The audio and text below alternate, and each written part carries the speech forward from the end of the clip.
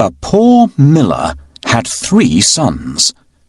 When he died, all that he left behind was a mill, a donkey, and a cat.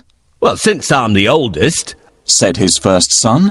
"I'll take the mill." The second son quickly added, "And I'm next. I'll take the donkey." They looked at their younger brother, Marquis. "How lucky you are! You shall have the cat," the brothers said, and laughed out aloud.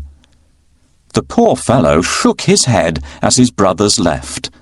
It was not fair at all. "My brothers can make a fine living with a mill and a donkey, but what about me? I'm stuck with Puss," said Marquis, wringing his hands in despair. Puss had been listening. He stretched and yawned loudly.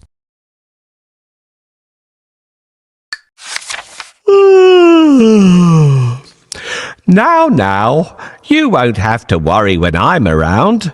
All I need is a bag and a handsome pair of boots, and I'll be able to take care of us both." "Sure you will," thought Marquis. But to be fair, he had seen Puss use many tricks to catch mice and rats. If nothing else, they wouldn't go hungry. Our father left us some property in his will. I can't help thinking that it's been divided unfairly. Do you remember what I got?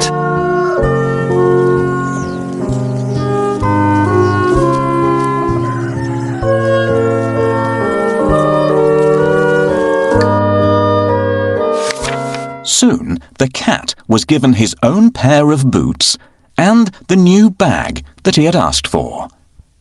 The boots fitted him perfectly, and he looked very smart. Puss packed a juicy cabbage and some bran in the bag, and slung it around his neck. He polished his whiskers and set out.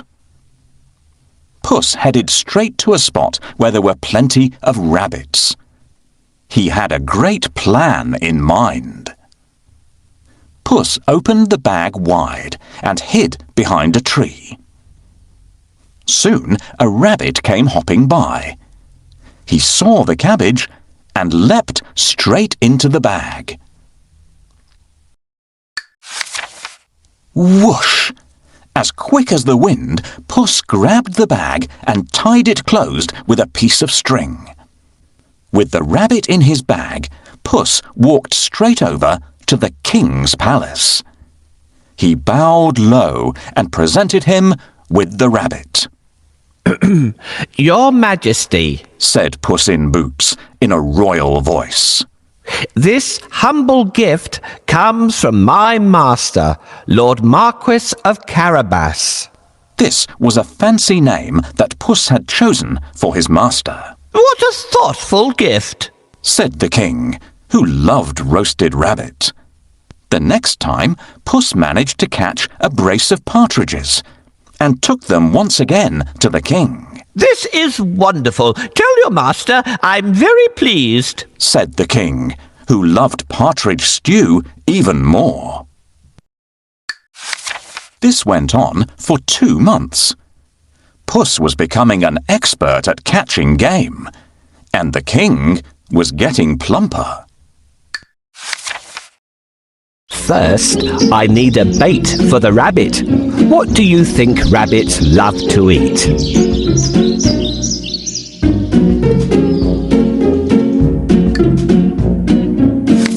Puss knew a lot of things. He was such a clever cat. For instance, he knew just when and where the king would be out riding in his carriage with his daughter. "I think that the Marquis and I should go out for a walk today," thought Puss one sunny Saturday. Puss took Marquis down to the riverside and spoke to his master. "Today could be your lucky day. If things go to plan, you'll make a fortune," said Puss. Clip, clop, cling, clang. Puss heard the sound of a carriage approaching. They both looked into the distance. It was the king's carriage. "What should I do?" Marquis asked, ready to obey. He had grown happier with the food Puss brought in every day. Go and bathe in the river. I'll take care of everything else, said Puss. Is that all? Cried Marquis. He pulled off his clothes and jumped into the river at once. Splash! Quickly, Puss hid his master's clothes behind a rock. Help! My master is drowning! Somebody save him! Puss wailed. He was trembling from head to foot.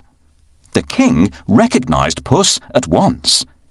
He remembered all the lovely meals he had enjoyed thanks to the cat. The king jumped out of his carriage. Go and save him, quickly, the king said to his servants. Puss said to the king, Your Majesty, some nasty thieves have stolen my master's clothes. Is that so? Don't worry. I'll find a suit for him, said the king. He ordered one of his servants to fetch some fine clothes. Soon Marquis was pulled out of the water, and the king's servant handed over a handsome suit for him to wear.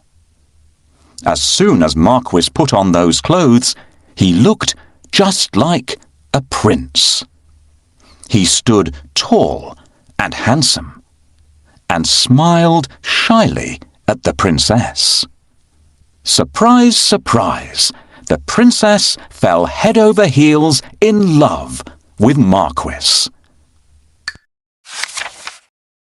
Master, I have a great idea. All you need to do is go and bathe in the river. I will take care of the rest. Well, all right. That's easy. While he's bathing, I need to hide his clothes. Can you think of a good place to hide them?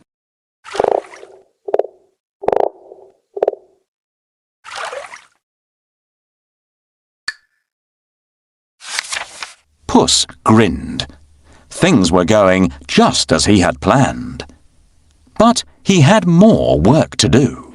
If you will excuse me, I'll go and make suitable arrangements to receive our king at the castle, Puss said. Marquis was puzzled because he didn't live in a castle. But he kept quiet. Puss ran ahead and met some men mowing the fields. My good fellows, stop your work and listen. The king is coming this way, and you are all in grave trouble. The only way to save yourselves is to say that these fields belong to the Lord Marquis of Carabas, Puss announced. The mowers looked at Puss in surprise. They were scared. This Lord Marquis must be very powerful, they thought. They agreed to do exactly what the cat said, to save themselves. Puss went ahead and saw some men and women reaping grain in a field. My good fellows, you can reap later, but listen to me now. The king is coming this way, and he'll make mincemeat of you unless you say that these fields belong to the Lord Marquis of Carabas, Puss announced. The reapers were very puzzled, but they definitely did not want to become mincemeat. They promised to tell the king that the fields belonged to nobody but Lord Marquis of Carabas. Puss went ahead and warned everybody to tell the king that the land belonged to Lord Marquis. The people thought that it wouldn't be right to mess with Lord Marquis. They decided to do exactly what the cat asked.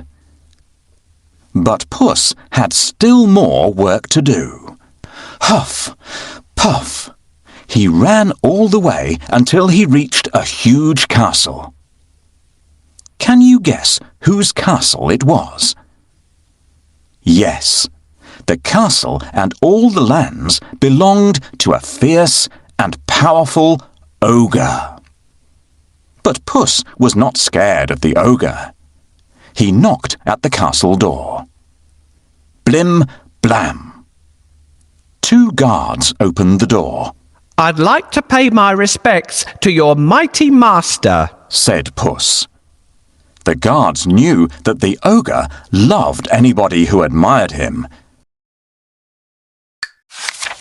So they let Puss in at once. Puss bowed low to the ogre. I have heard much about your great powers. Is it really true that you can transform yourself into any animal you wish? Asked Puss. Even a lion? Watch me, said the ogre. Right before Puss's eyes, he transformed himself into a mighty lion.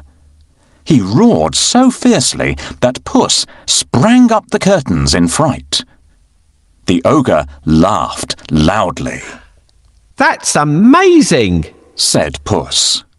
But I bet you can't turn yourself into a small creature. That's the most difficult thing in the world. I can, said the ogre. No, it would be impossible for a mighty ogre to turn into something like, for instance, a mouse? Said Puss. Oh, really? Asked the ogre, snapping his fingers.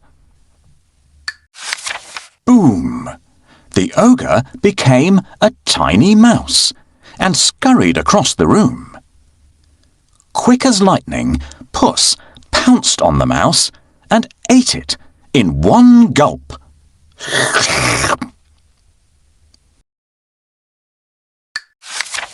Puss licked his lips.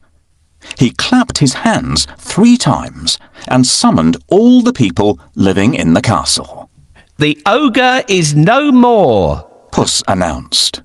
Will you accept Lord Marquis of Carabas as your master?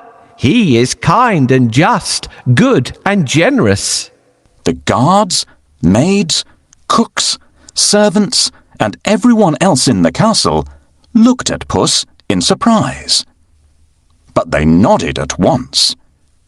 They had never really liked the ogre anyway. Puss ordered everyone to prepare a feast for Lord Marquis and his very special guest, the king himself.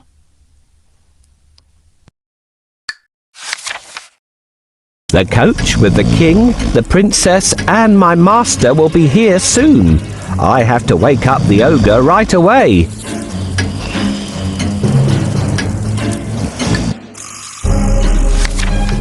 Meanwhile, the king travelled through the countryside, speaking to the people.